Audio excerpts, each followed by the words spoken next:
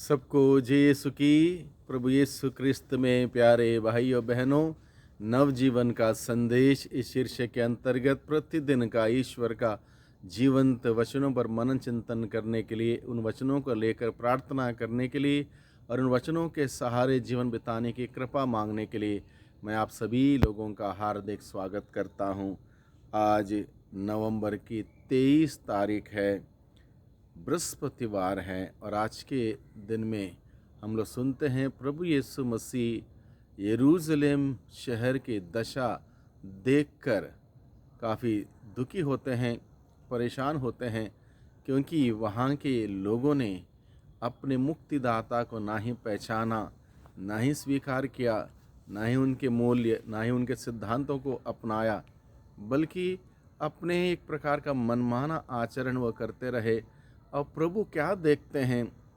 उनका विनाश देखते हैं, क्योंकि लोग हृदय से कठोर थे, कहीं से भी अपने दिल में प्रभु को जगह नहीं देना चाहते थे, प्रभु की बातों को स्वीकार नहीं करना चाहते थे। इस वजह से प्रभु देखते हैं उनका विनाश। इसको देखकर प्रभु को दुख होता है। इसलिए आज के इस सुसमाचार पर हम लोग विचार करें तो इस दृष्टांत के द्वारा या इस प्रसंग के द्वारा प्रभु हम सबों से क्या कहना चाहता है, इस बात को हम आज के दिन में समझने की चेष्टा करें। सुसमाचार संत लूकस के द्वारा रचित अध्याय 19 पद संख्या 41 से 44। निकट पहुँचने पर ईसा ने शहर को देखा। निकट पहुँचने पर ईसा ने यरूशलेम के शहर को देखा। वे उस पर रो पड़े और बोले। जैसे इस शहर को देखा, उन्होंने उस बात को देखा, उस नज़ारा देखा, वो घटना देखी जो विनाश होने वाली हैं। इन सबको देखकर प्रभु को तकलीफ होती है, दुख होता है। प्रभु रो पड़े क्योंकि लोग कठोरता में भरे हुए थे, लोग अधर्म कर रहे थे, लोग ईश्वर से दूर जा रहे थे, और इसलिए प्रभु को उनको देखकर दुख होता है और रो पड़े और बोले, हाय कितना अच्छा होता यदि तू भी इस शुभ दिन यह समझ पाता कि किन बातों में तेरी शांति है। लोग समझ नहीं पा रहे थे कि किन बातों में उनकी मुक्ति है, उनका उद्धार है, उनकी शांति है, ये नहीं समझ पा रहे थे। इसलिए प्रभु कहते हैं, काश ये कितना अच्छा होता इस शुभ दिन, किस बात में तेरी शांति है, बात तुम समझ पाता। यानी कि ये इशारा हम सबों के लिए भी है कि हम सभी उस प्रभु के बातों को, उनके वचनों को हम स्वीकार करें, प्रभु को स्वीकार करें, क्योंकि इसी में हमारी शांति है, इसी में हमारी मुक्ति है, इसी में हमारा उद्धार है। प्रभु के सिवा आकाश के नीचे, धरती के ऊपर दूसरा कोई नाम नहीं दिया गया है मानव जाति के लिए जिसके द्वारा मुक्ति मिल सकती है। इसलिए इस बात को जानना, समझना हर एक व्यक्ति के लिए बहुत ही ज़रूरी है। आगे प्रभु का वचन कहता है, परंतु अभी वे बातें तेरी आंखों से छिपी हुई हैं। यानी कि वो सत्य था, वो आज़ादी, वो आशीष लोग समझ नहीं पाए, उनके आंखों से छिपी हुई है।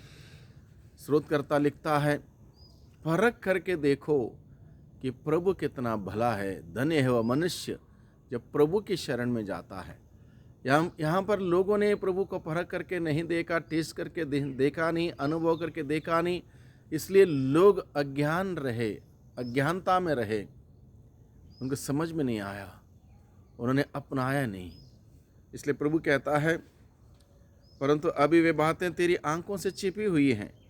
तुझ पर वे दिन आएंगे जब तेरे शत्रु तेरे चारों ओर मोर्चा बांधकर तुझे घेर लेंगे, तुझ पर चारों ओर से दबाव डालेंगे, तुझे और तेरे अंदर रहने वाली तेरी प्रजा को मटिया-मेट कर देंगे और तुझ में एक पत्थर पर दूसरा पत्थर पड़ा नहीं रहने देंगे, क्योंकि तूने अपने प्रभु के आगमन की शुभ घड़ी को नहीं पहचाना।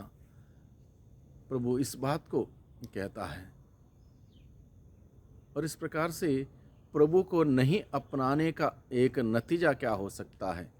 प्रभु के संदेश को, प्रभु के मूल्यों को, प्रभु के जीवन को नहीं अपनाने का क्या रिजल्ट हमारे सामने आ सकता है, इस बात को प्रभु हम सबों को बताता है। यानी कि आज के दिन में मैं अपने जीवन में, हम लोग अपने जीवन में उस प्रभु को नहीं अपनाएंगे, प्रभु के मूल्य सिद्धांतों के अनुसार नहीं जीवन व्यतीत करेंगे, बल्कि दुनियादारी में हम लुप्त हो जाएंगे, खो जाएंगे, तो बर्बादी की ओर है।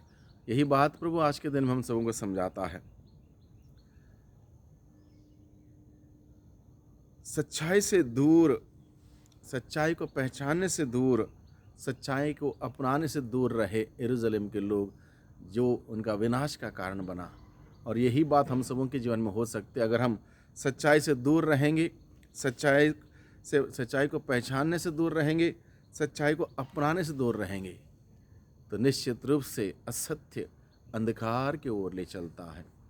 आगे प्रभु का वचन हम सबों को सिखाता है, शुभ दिन नहीं पहचानना। शुभ दिन, प्रभु की उपस्थिति वो शुभ, प्रभु का वचन शुभ, और इन शुभ को नहीं अपनाना, प्रभु को नहीं अपनाना, प्रभु के वचनों को नहीं अपनाना हम सबों के जीवन में अशुभ हो सकता है, जो कि प्रभु नहीं चाहते। इसलिए प्रभु ने कहा कि उस शुभ दिन को पहचानो, और प्रभु की उपस्थिति को, प्रभु के वचनों को पहचानो, उसके अनुसार जीवन बिताओ।